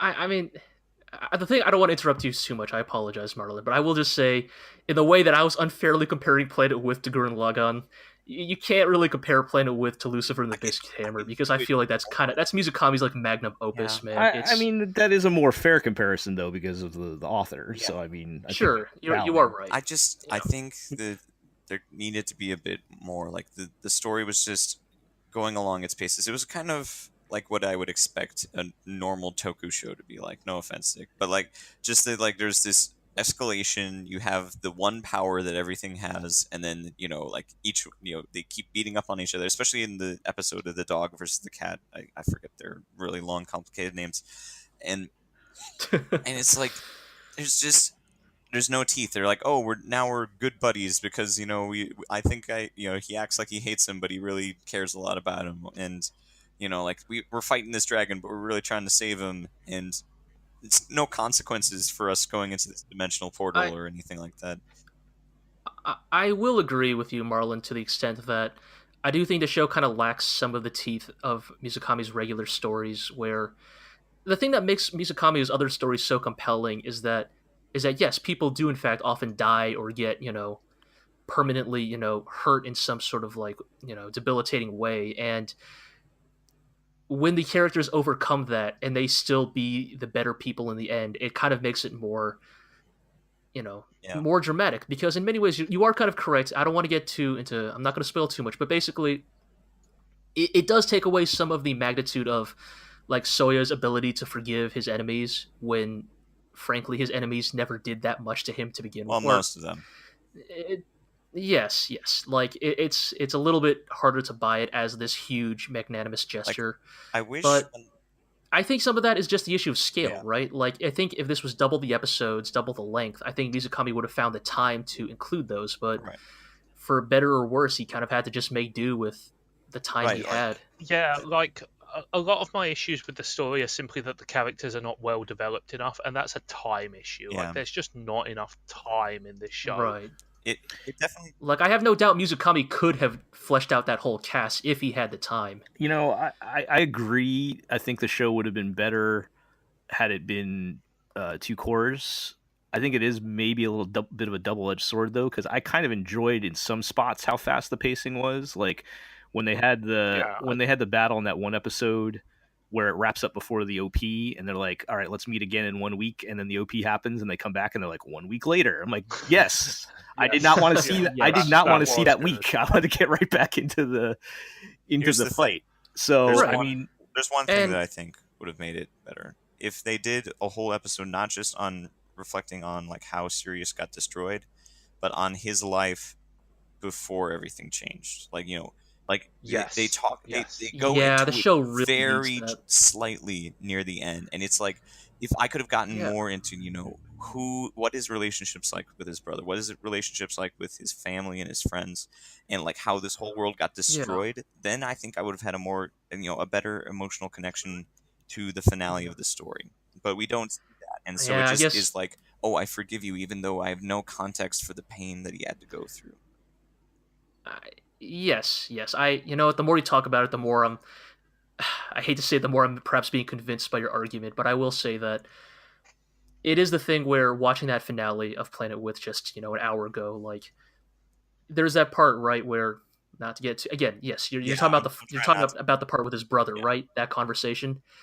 I was like a good Mizukami story. I was starting to feel that thing, it was starting to well up in me. Like I was starting to tear up a bit. It just wasn't long But enough for me. then it's not enough, right? Like if you had a whole episode about that, like yeah, like because here's the thing, Mizukami does know how to get the waterworks going. He knows how to evoke tragedy in this very relatable, way. And again, I think it's like again, I guess my issue with Planet With is that Planet With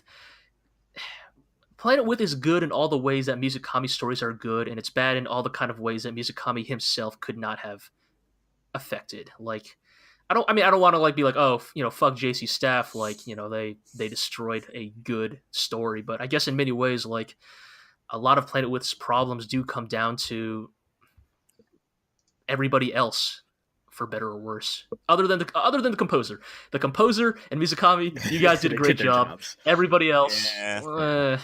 All right. Well, maybe, maybe just maybe, this. Before we finish, I just want to say, like, Planet With is good. Like, it's way better than any of us thought it would be, right? I guess Like, Yes, it is a good this show. Is another more like My Hero Academia, where it was not good to that extent, but you could see the potential so clearly, and it failed it. So I guess for me, I feel like it's probably my second favorite show of the season, and like even taking into account all the flaws we have noted, like I still feel like it was an incredibly good surprise to me, at least.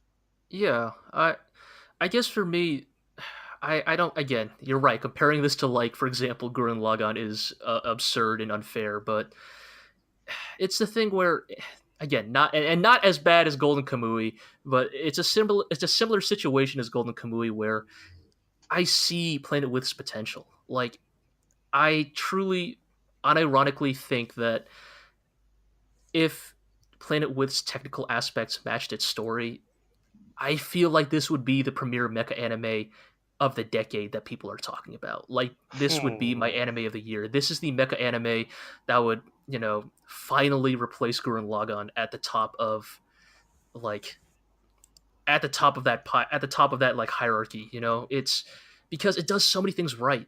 It does almost everything narratively right. It just needed more of it, and it needed to be executed better. And I feel like that's almost more tragic than a show that's just bad. I mean, like if Planet With was just bad, like at least I could write it off. But seeing like where it could have gone. I mean, I feel like I see where it could have gone a lot, but like the places I see where it could have gone are what if we had more time to expand on this story? What if we had more time to build up these characters? Mm-hmm. Like if you're talking to me, like the production issues to me are maybe 10% of the 90% of the show. Yeah. Like if you increased like if you gave it better animation, it might become 10% better, but if you gave it twice as many episodes, it might become 80% better. Like that's where I stand on it, at least. Right. Like for me, the Sure. wasted potential is in the lack of story time. Yeah, not I'd agree with that. necessarily the production.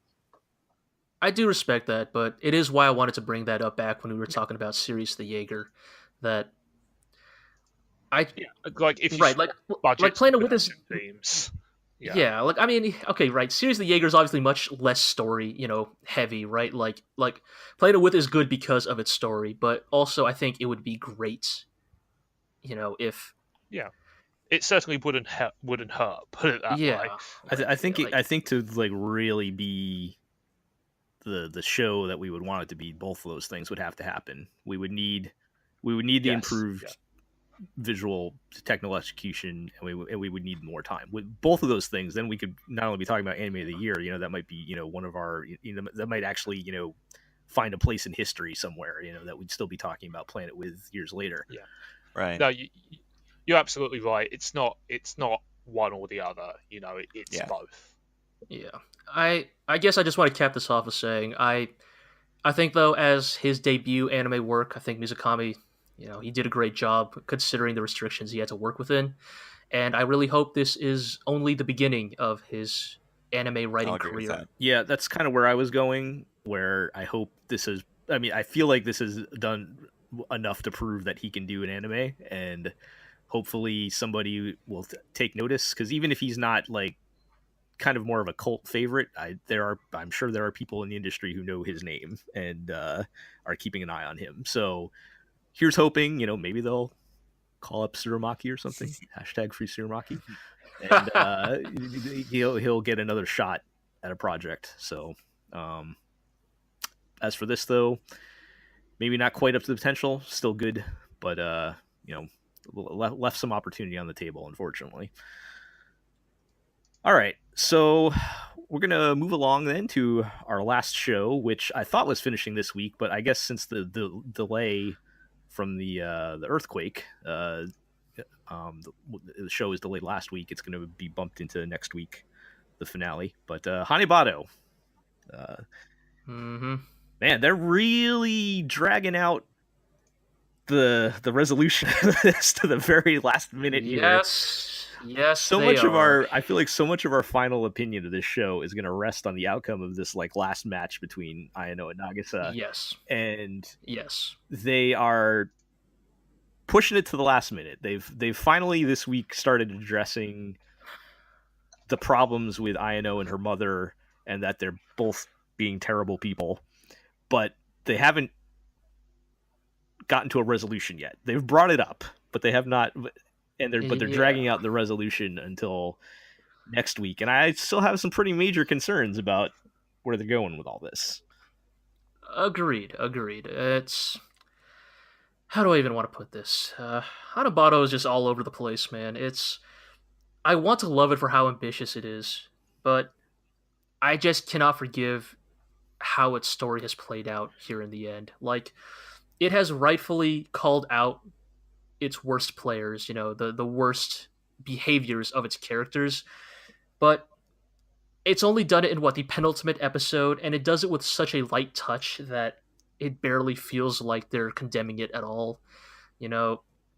There's that bit at the very end of this episode where fucking Ayano's like, you all hate me, right? You want Nagisa to win. And then it's like a fucking sports cliche where everybody's like starts clapping and cheering for Ayano, and they're like, no, you can do it, like, we're rooting for you. And it's like, so we're just going to ignore like all of the like really shitty, like frankly really cruel things you have said, like, to your own teammates and other players, like the way you have been like completely disrespectful of your fellow players. We're just going to ignore that.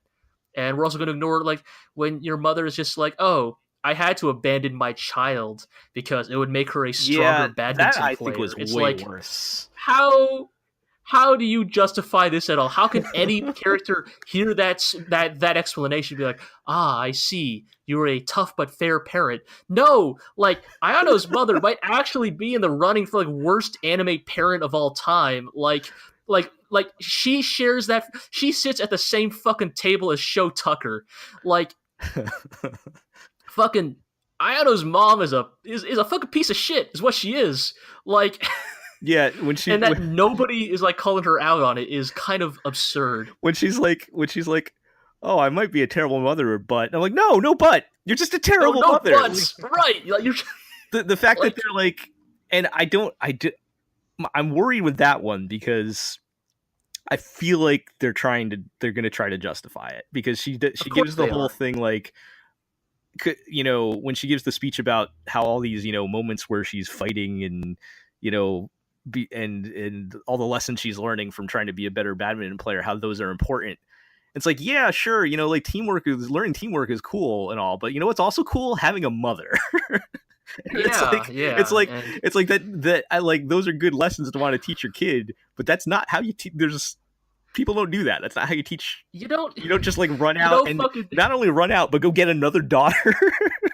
Right. Like tough love is like maybe not giving your kid what she wants because in the long run, you don't want to spoil her. Tough love is not literally leaving the country and adopting a new badminton player to be your new surrogate daughter because in some like a banal, like absurd, like mental process. This will make your first daughter a better badminton player. Like You guys are really wanting to make me watch this show. Like, this sounds fabulously over the top.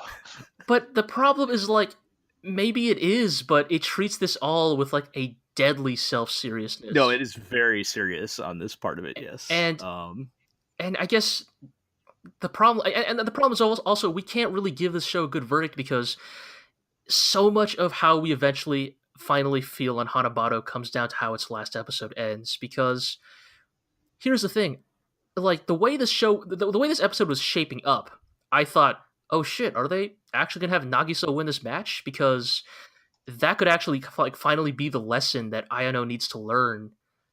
But then that swerve at the very end of this episode, where suddenly Ayano is the challenger and everybody's rooting for her, and now Nagisa is the champ that needs to be destroyed. It's like, oh shit, are they gonna reverse this again? Like, is it gonna be like something where like Ayano wins and that teaches her how to like be human again or something? I don't like. I know I'm being biased here because Nagisa hits all my fucking check marks, but like, also I just think that for the sake of the story to like live up to the message it's trying to deliver, I do feel like she has to win this match, because if she doesn't, then all of Hanebado's thematic messages get thrown out the window. You know, I have to wonder what if I had to place a bet. I wonder if they're gonna do like Nagisa blows her knee out and the match ends at a tie or something. Right. Like I was kind of thinking, oh, maybe they're going to do something where it's like 2020 and her knee blows out and the coach throws in the towel, I'm just going to point out that is the exact way that a badminton match ends in Goodnight Pumpan, and it doesn't end well after that. Oh yeah. Someone blows out their knee and forfeits the match, and they've been real bad. They've been foreshadowing that for like the past 5 episodes, so something's gonna happen. They wouldn't have brought it up because they keep hinting at it, right? Like even in this episode, right, where like it might be an angle. She's kind of like starting to get the engine running and like going back into like what she's good at with like the aerial smashes that are like, you know, super. But then they show her, you know, gritting her teeth as she pivots on the knee and stuff like that. Like, speaking of, like, it's only a matter of time. But I do want to say, man, for everything that's happened to that studio because of the earthquake and such, like, the match itself still looks pretty fucking great. Like, it almost makes me wonder if like they had just gotten a lot of this done already. You know, the way that like anime production works, you know, maybe they did a lot of this stuff like up front because they knew it was important. I think they it still did. Looks remarkably decent. They did loop. Oh yeah. There's old footage, not in the match itself, but in general for the episode. I did notice. Yeah, there are a couple shots that are repeated, but like it's like the knee shot is used twice. But I think for the most part, like it's a good looking sports match. It's a good looking sports anime, you know, finale. I am glad they're getting to finish it because, from what I understand, their like photography studio or whatever was basically destroyed in the earthquake. You know, we weren't even sure if it was going to be back for you know, this week at this because point. Like, you know, because that anime uses so much, you know, rotoscoping, like a photography studio is actually quite important to their production process. But yeah, I guess it's that's the thing, right? Like in this very, you know, most recent episode, Hanebado is starting to course correct, but if it does not go all the way through, then like this show just it is sitting on that razor's edge between like my biggest surprise of the season and my biggest disappointment, because it's crazy how much is riding on like the like as far as final opinion the last episode. Like I'm having trouble thinking of another recent example where my mind pretty much wasn't already made up until and I think even if they do go the full course correction and Nagisa wins and we get everything we want, there's still going to be a lot of, like we were saying before, asterisks. I think. Totally. Because the way they got there was not entirely satisfactory. But it'll be a huge difference between, depending on how they handle it. The final, like if they go, if you know, there are still routes they could go where, in the worst case scenarios where we are very angry and swearing off this show forever and wishing it never Oh, existed. totally.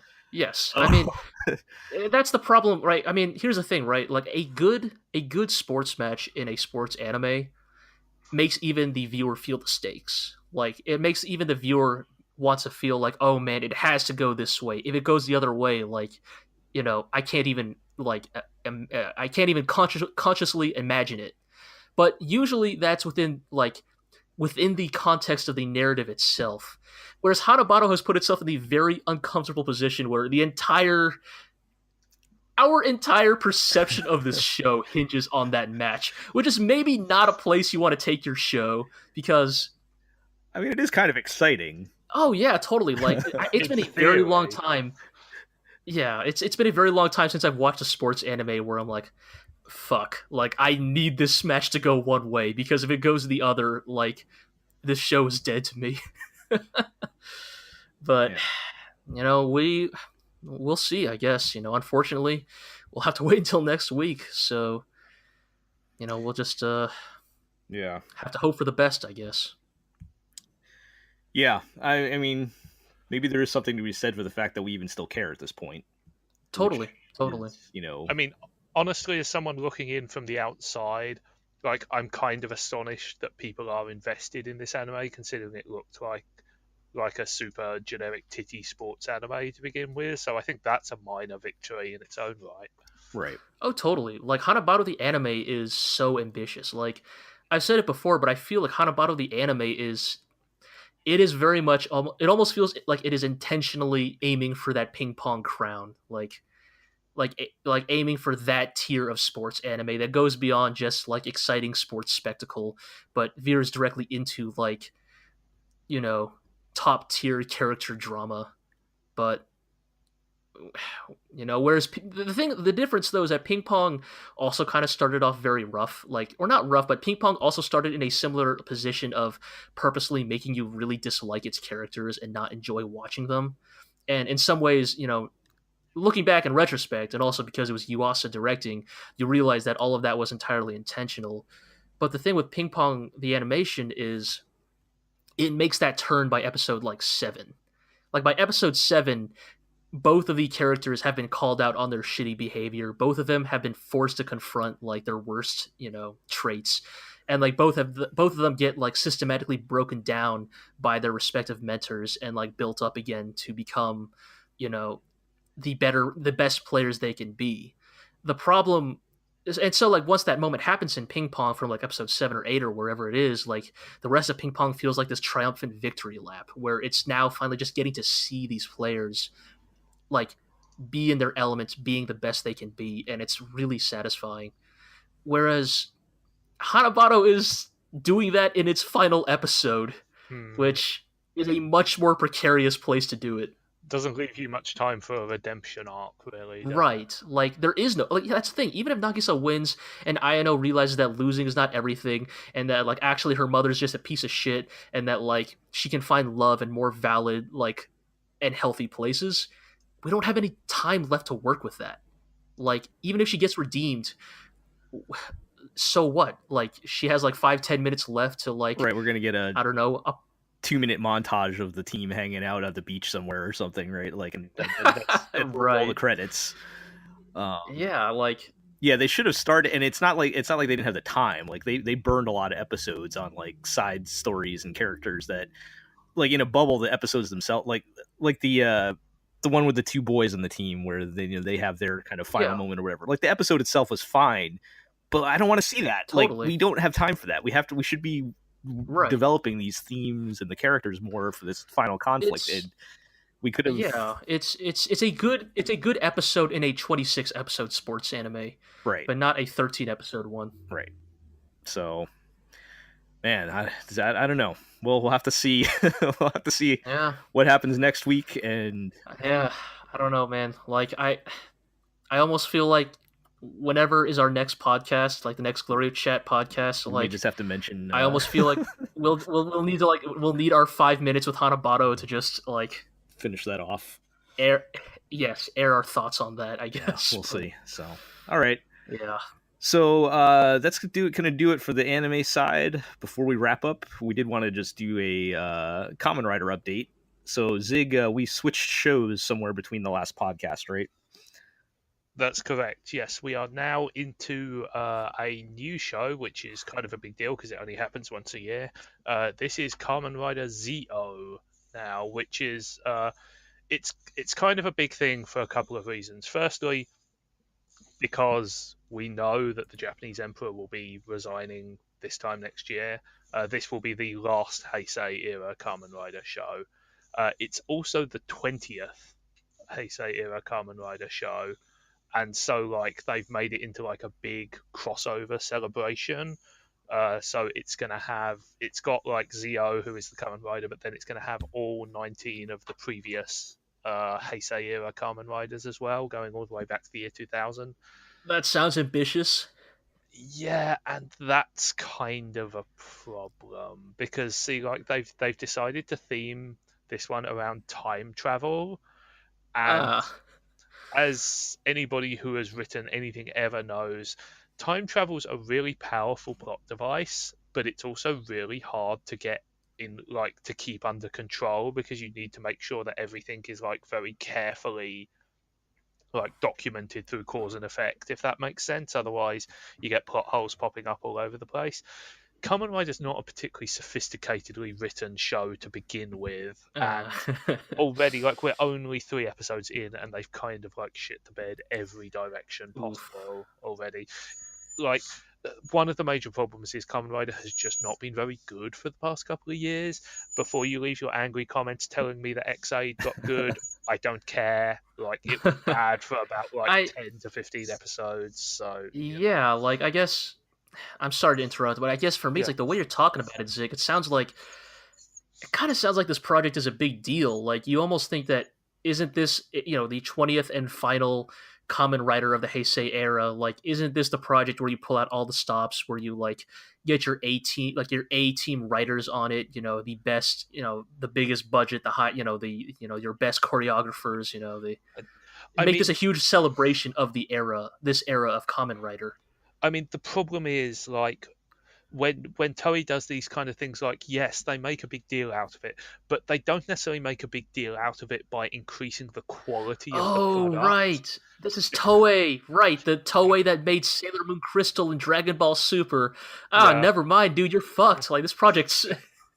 So the problem is, firstly, that like these shows are produced like on such a conveyor belt and so near to the knuckle that like the idea of like coordinating everything into a massive crossover is already super complex. Like these things are being filmed like 4 or 5 weeks tops before air date, so it's already really difficult in that regard. And also like ultimately, Kamen Rider's a show for kids, and that means that there's only so complex you can get, and that like additional time spent on better writing or better special effects could in fact be spent on additional merchandising. So like don't get me wrong, the reason why every Heisei era Kamen Rider is showing up, and let's put it this way, like the 70s and 80s ones are going to show up as well, there is no question about that, they will appear, is so you can sell more toys, basically. I guess also. Sorry, go ahead. Well, okay, I guess it's also. Sorry, you go first. Cut this out, Joe. That's not necessarily a bad thing in and of itself, because like its purpose is to sell toys. Like that there have been good Kamen Rider shows that were incredibly merchandise driven before, but the problem is that in the last couple of years, Toei has had a problem where like the Kamen Rider shows have prioritized merchandising over even basic coherence of plot, and that's become an increasingly large problem, and it will only become bigger.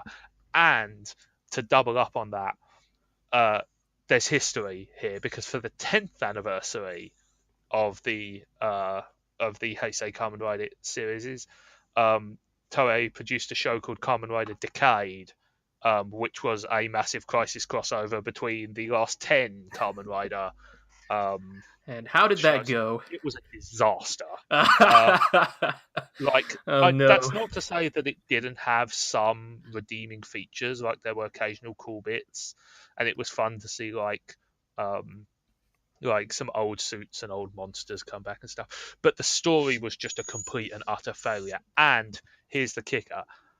That thing was a failure, and it explicitly tried to give itself an out by using alternate universe versions Oh, of no. previous series, which means they didn't have to get back Oh boy. old actors and old like people. This time they don't have that out by all apparent means. Yeah. But you're not going to get back 20 years worth of, well, not 18 years, but 20 series worth of characters and actors. Right. That's just impossible. The thing Particularly I actually was interested in asking you, Zigg, is so there have been 20 Kamen Riders in the Heisei era, and this has been going on since 2000, correct? yes. So the thing is, like, when any other long-running franchise or long-running anime franchise has an anniversary effect, you know, like if it's Gundam, it's like, oh hey guys, the original Gundam showed up. It's pretty easy because it's a drawing. You can draw the original Gundam in 2018. For this, which is live action, like how realistic is it that they can get everybody they need to Not at for all. this, you know? Absolutely. So Like it's been 18 years. Like a lot of those people probably have moved on. Like yeah, I mean, you know. some people don't act. Some people burnt their bridges with the franchise because they felt it typecast them, you know. And most difficult. So, without a doubt, the most iconic rider of the modern era is Kamen Rider Kuga, who was the first because that's how it works. You know, he is the year 2000 Kamen Rider. He was Sure. played by Joe Odagiri, who went on to become a legitimate movie star. He's actually like probably the biggest breakout star the Kamen Rider series has ever had, and so he has absolutely no interest in returning to the role at all. Well, You know, like Toei cannot even compete in his pay grade, even if his star has dimmed a little since his dang. biggest days. So like this is why Decade used alternate universes, because that way they could cast like new actors in old roles and like get around that problem. It wasn't ideal, mostly because the writing was terrible, but it was at least an out. And so like the idea here seems to be that they're traveling backwards chronologically. Again, we're only at episode 3, so this is all, you know, very tentative. Sure. But episode 2 was one of the worst episodes of television I've seen in ages. Wow. And like I watched all of Kamen Rider Build last year, so it's. But I'm sorry, I just keep throwing questions at you, No, go Zigg, for it, but go for it. I'm genuinely curious. But like, is Kamen Rider and Toku in general similar to like VAs, where it's a huge controversy if you replace the actor? No, Like, not at would all. it be a huge controversy if Kamen Rider Kuga shows up, but it's a different actor because, like, you know, what if you really need him for the story? Like, are you just gonna write him out because you can't get the original actor? I mean, what would happen is you would have him show up in costume, which is Right. what they always do when the riders show up in crossover movies and they can't get the original actors. Is they just have them show up in costumes and cast sound-alikes. And again, because it's a kids show, it doesn't actually matter that much. It's not a controversy, but to me, to the adult fandom, and again, it's important to stress we are absolutely not the target audience. So this is just a right. But that's I opinion. just wanted to know if like to the hardcore fan base, does this stuff matter? Yes, it does. And I mean, like, and it's not impossible. So, for example, for the 35th anniversary of Super Sentai, which was called Kaizoku Sentai Gokaija, they legitimately went out and got one member of every team that had ever existed. Now, Jesus. that's much easier because, of course, there are 5+ people a team, and you don't always need the Red Ranger, though they did try. But they got one person from every team for dating back to 1976. Now that's pretty impressive. Yeah. You know. So I don't know, but like, and that show was great. That show was like a huge crossover, and it was great. But you know, the general downward trajectory of the Kamen Rider series over recent years has been worrying, and again, like the opening to this was so distressingly bad. It was. I was asking earlier, like, what was the last good one? Like, was it Gaim or was it? The last one I genuinely enjoyed was probably Drive, which was the series which came after Gaim, which was not as good as Gaim. Let's make it clear. Gaim is the only Kamen Rider show that is actually good in the conventional sense of Like criticism. unconditionally good. Unconditionally good. No asterisks good. I mean, even then, you need like a healthy sense of camp because it's Sure, Still of a course. kid show. But and, like Gaim is the only Kamen Rider show where like there has actually been like a well-written, intelligently constructed plot. You know, like genuine character arcs that have gone up and down and up again. You know, Do you think then, like, what if for this 20th final Kamen Rider they had somehow convinced Urobuchi Yen to come back to write it? Like, would that have been good because he's a good writer, or would that have not fit like what should be the final Kamen Rider of the Heisei era? In this dream scenario, it would have been excellent because this thing is like a huge like.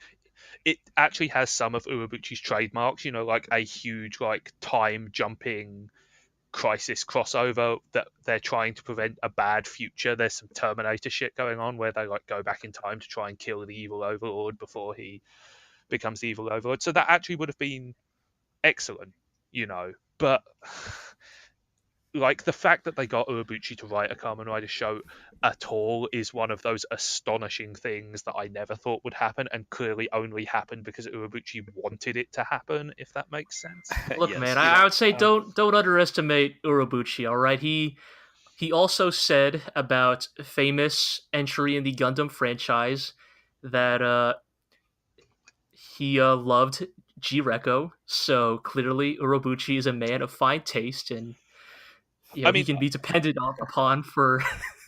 I mean, I feel like. I mean, didn't he also do Thunderbolt Fantasy though? Was that puppet? Oh, wait, that was also him. Right, so like, let's not say that Urobuchi is too good for this shit. Like, he clearly will do this if he wants to. No, but... it's not that he's too good. It's that he dreamt about writing a Kamen Rider show, and then he wrote a Kamen Rider show, and he got it out of his system. Yeah, exactly. You know, like yeah. it's not like he is regularly going to come back and work on Toei's pitiful payroll or anything like that.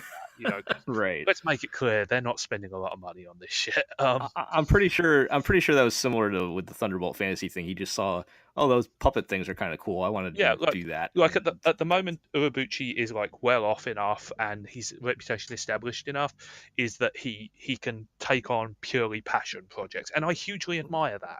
You know, like he's doing what he wants to do, and it helped that Gaim was very good. And although I did not like Thunderbolt Fantasy, it clearly did not disgrace his name. People really liked that show, you know. But the thing I've always said about Kamen Rider shows is that they're almost always good by accident, if that makes sense. Like it's not the corporate mandate to make something that is a good show. The good show happens almost as a byproduct of the kids merchandising juggernaut.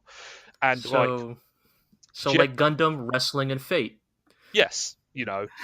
I might question you about Fate, but well, Hero's not here to defend himself. But so one of the extremely worrying signs is that like one of the things which makes Kamen Rider and like all tokusatsu shows good is like actors who understand the kind of production they're in and, you know, can bring a spark to the material, you know, whether that is like being very serious or being very goofy, you know, or like knowing when to switch between the two. And the acting in this new Kamen Rider is just absolutely terrible on every level. Like, dang, there's one guy who, and like for anybody who's seen it, I'm talking about Was, the mysterious future prophet, who's like having fun, you know, he's playing it with a twinkle in the eye. Which is what you need, you know. But everybody else is like the second rider who showed up in the first episode is just one of the most appalling performances I've ever seen in like a piece like of even drama. By Toku standards, huh? Yeah, was it worse than the Red Ranger and Lupin Ranger? Because that was the worst. So he has improved considerably, actually. Okay. And that's one of the things like that always give you a little hope for this thing is because like A, these shows are a year long, and B, they cast dudes who are basically like models or like straight out of school with no experience. Right, they're not. And so like they can improve. Like the Red Ranger, Lupin Ranger has gotten maybe not good, but he has genuinely improved hugely. Well, he had nowhere to go but up. So I mean, that was. But no, like this guy's way worse than that. Wow. Oh, so yeah, I don't see how that's like unless he was like holding the script in front of him and reading it. I don't see how it could have gotten much worse. But Anyway, so like and like another problem with it is that like they're so busy filling the episodes with like fucking awful CGI like you were complaining about the CGI robot fights in Planet with G. You should see some of this stuff. Oh man, yeah, I'm almost curious now. I'm going to provide you. I will provide you a GIF to put in the show notes. Actually, Gel. Okay. Just to show you, like, and again, bad special effects have always been part of the charm of Toku, but there is a way, like the entire premise of Toku operates on the idea that you can be stylishly bad. You know, that's what camp is. You know, like when you see people like fucking somersaulting over the camera, you know that's stupid, but it's kind of cool as well. You know, but here, like, it's just an avalanche of bad CGI and extremely lame finishing attacks, and it's really worrying because, like I said, Kamen Rider has been bad for a few years now, and it continues to be bad. And that's concerning, you know. And I think there needs to be like a root and branch. Is it? Yeah, I was gonna reboot. say, is it time to because Kamen Rider took a long break, unlike Super Sentai, right? Is it time to put it to bed for a while, or do they just need to get some new staff in or something? Not I don't know. necessarily. Shake it up a little. I mean, I don't think there will ever be another break like the big break between the show and Heisei eras, which was 11 years minus a few movies. Like, it just makes too much money now, you know, like. But after the 10th anniversary show, they went back to the drawing board and radically shook up the way that the shows worked, you know. And the first couple of years of that post, like, it was like a soft reboot, but like the first couple of years of that, Kamen Rider Double, Kamen Rider O's, Kamen Rider Forza were like some of the best Kamen Rider shows ever. They were like really good. Like Forza is the one that was written by the Gurren Lagann writer as well, which helps. Right. But yeah, I don't know. Like, I'm not really bringing this up to make a point because it's way too early to tell. Again, because these things are so long, they need a little bit longer to judge. But it's really worrying, and it disappoints me a lot, you know. But it's also part of the rise and fall. Like, part of the thing is that, like, back during Gaiman Drive, when Kamen Rider was good, Super Sentai was extremely bad. And now Kamen Rider's bad, Super Sentai has gotten really good again. So maybe Toei just doesn't have enough resources to commit to both at the same time. We'll have to see. Yeah, maybe next era, you know. The change of emperor. Kamen Rider we will start get a new fresh. Yeah, it's a chance for a fresh. All right, start. well, you know, we did do our deep dive podcast episode on Toku. If anybody wants to go back and listen to that for more general thoughts about how that all works. But yeah, kind of disappointing, I guess, that the new show is not off to a good start. But I mean, for what it's worth, Lupin Ranger versus Pat Ranger is extremely good at the moment. Right, and that's still running, right? For a while. They have just combined the two robots into one robot that is called Good Cool Kaiser. So yeah, all right. Things are going great, is what I'm saying. Pretty good. All right. So on that note, we will end our wrap up and Toku update there. Thank you guys for being on. Marlin had to bail a little bit early. He had another obligation that he had to go to. So thank you, Marlin, when you loop back around to this. We'll do our housekeeping. You can read everything we write at theglorioblog.com. Follow us on Twitter at theglorioblog. Like, comment, subscribe to the podcast on iTunes or wherever you get podcasts. We're also on YouTube, which again, we cannot have a nice URL until we get 100 subscribers. So make sure you get on that. You can check out both this podcast and Legend of the GLORIO Heroes with G and Iroh as they journey through the Sea of Stars and cover the... Yeah, we got a real humdinger of an episode coming up. You know, we're going to be talking about episode 15. Yeah, I think by the time... Let me tell you... Go ahead, G. Oh, just let me tell you, man, shit gets real. Yes. I mean, I'm just hoping you continue your extremely strong header image episode title game, because they have all been really good so far. Thank you. MacBook of the Empire was my favorite, but I And liked the that's- one that was just the kid kicking the other kid in the balls.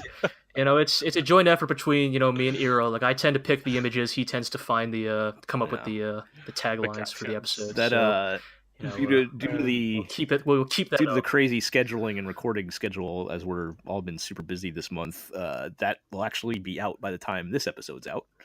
So, Yeah, I just realized that as well. So, you will. Look forward to the next episode of Legend of the GLORIO Hero, where I'm sure episodes 16 through 18 are also pretty crazy. So look forward to that. 16 through 18 are amazing, but yeah. So, Fuck you. Yes, I'm ahead. I'm sorry, everyone. I couldn't help it. All right, so that's good. Check out that show. Legend of Galactic Heroes, the original OVA is amazing. Yeah, so that'll do it. We'll catch everybody soon for the first looks. See you later. Take it easy.